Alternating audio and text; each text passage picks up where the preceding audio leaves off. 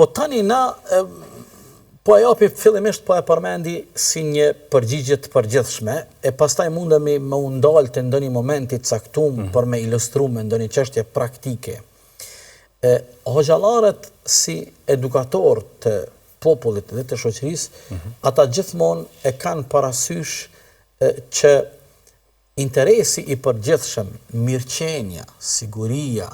ato t'jenë prezente dhe ato t'jenë primare gjithmonë në çfarëdo lloj rrethane që mundet me përcjell në një moment të caktuar popullin ton. Ne kemi një histori të dhimbshme për shkak të fatit që kemi kalu në momente të vështira, kemi qenë të shtypur, të përsekutuar, e të privuar prej atyre drejtave themelore. Dhe janë pikërisht hoxhallarët të cilët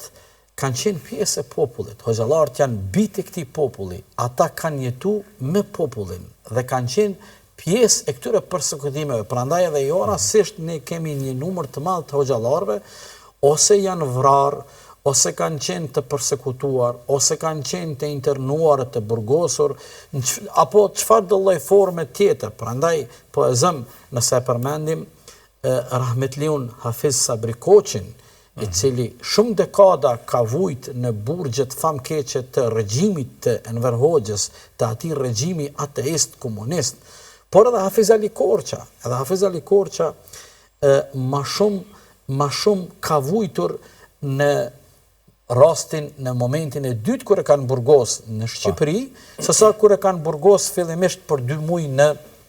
Turqi për shkak të aktiviteteve të tija kombëtare. Pastaj edhe shumë hoxhallarë të tjerë, po e zëm, nëse ndalemi dhe i kujtojmë hoxhallarët tonë pas luftës dytë botërore në Kosovë, në kohën e UDB-s, në kohën e Rankovićit, në kohën e komunizmit, kanë qenë të burgosur dhe të përsekutuar, sikur fjala vije Mullazek Bërdyna, i cili ka vujt në burgje shumë vite në Goliotok, pastaj Mulla Isa Haxhia, i cili njihet si Mulla Isa i Dubovës, nga se ka qenë edhe i atij fshati, por ka qenë edhe imam në atë fshat. Pastaj kemi edhe hoxhallarë që i kanë përsekutuar pas luftës dytë botërore, kemi Haxhi Yahya Efendi Dacin, i cili ka qenë imam dhe hoxh për qytetit të Pes, por ka qenë me detyrë në Istog, dhe në pas viteve 39-40 e tutje, kur bandat qetnike serbe kanë bo masakra në popullatën bushnjake në Tutin, të ajo pjesë e Sanxhakut, por edhe një pjesë e fshatrave shqiptare, Haxhi Yahya Daci ka organizu vullnetar në Podgor që t'i dalin në ndim asaj popullate,